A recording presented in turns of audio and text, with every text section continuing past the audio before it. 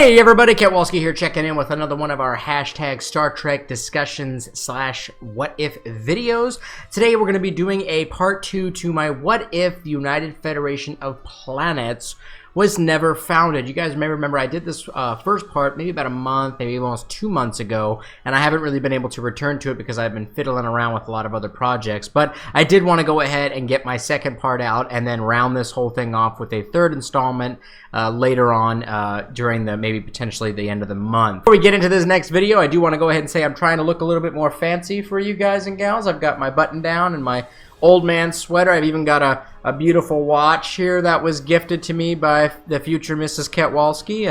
I'm just trying to class it up a little bit in the videos instead of just looking like a hobo. I kind of noticed recently that I feel like my dress style has slowly gone downhill. So I want to class it up a little bit, make it seem a little bit more professional, make it seem like I'm not just like a schlemiel. So with that being said, let's go ahead and jump right into this. Okay, so at the start of the 23rd century, the Francisco Pact members began an unprecedented period of peaceful expansion and consolidation of power within the Beta Quadrant.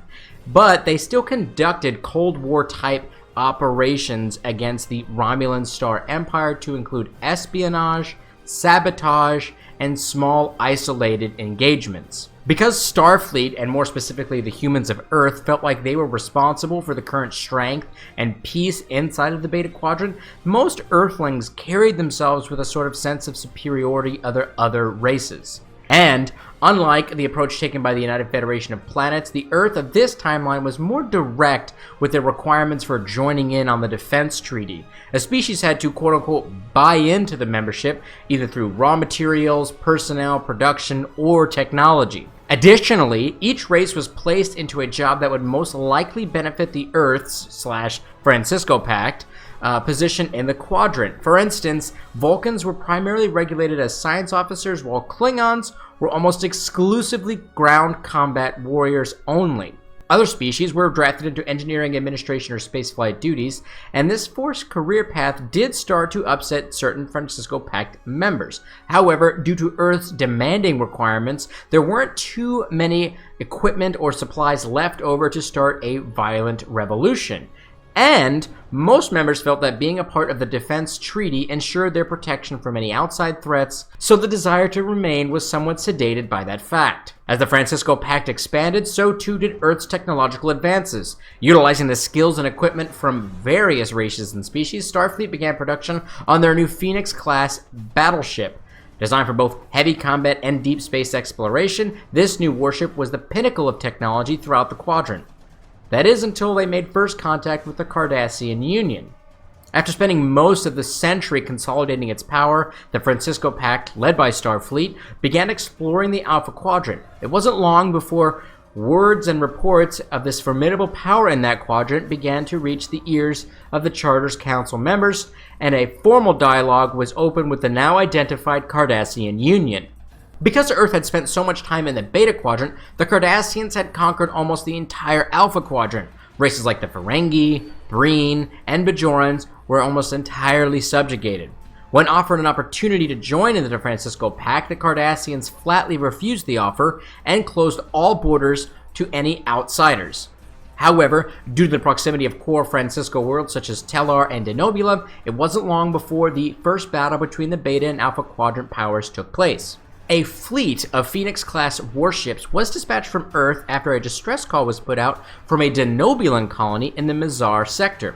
There, the two powerhouses met in combat for the first time. Because of their successes up to this point, Starfleet didn't feel threatened by the much smaller Cardassian Union forces present at the battle.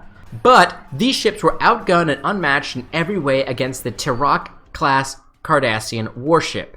The battle did not last long, and all but 2 of the Phoenix-class warships were destroyed and the colony was lost. Word quickly spread around the quadrants that the Francisco Pact wasn't up to the challenge. As many member planets began to rethink their allegiances to Earth, the Klingons opened secret dialogues with the Cardassians in an effort to regain their independence, and the Romulan Star Empire started shipping supplies to the Cardassians discreetly in preparation for a full-scale war. this concludes my second part of my What If the UFP Was Not Founded. I'm curious to hear what you guys and gals think of my different ideas and hypotheses and situations that I've created for all of our well-known characters and factions throughout Star Trek. There's definitely, in my take on this, there's definitely some duality between the Francisco Pact and the way Earth is, and the concepts behind the Terran Empire, which is known as the Mirror Universe Federation.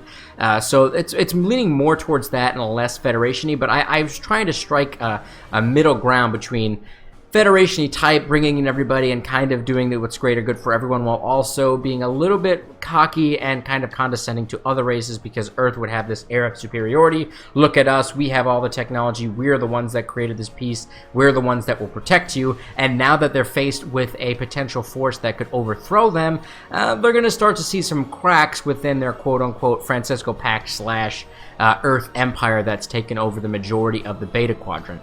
So again, I'm curious to hear what all of you guys and gals thought of my take on this different kind of cut. I'm curious to hear what your ideas would be in this situation from where we left off in part 1 to right now. So please throw those ideas and information down below in the comments.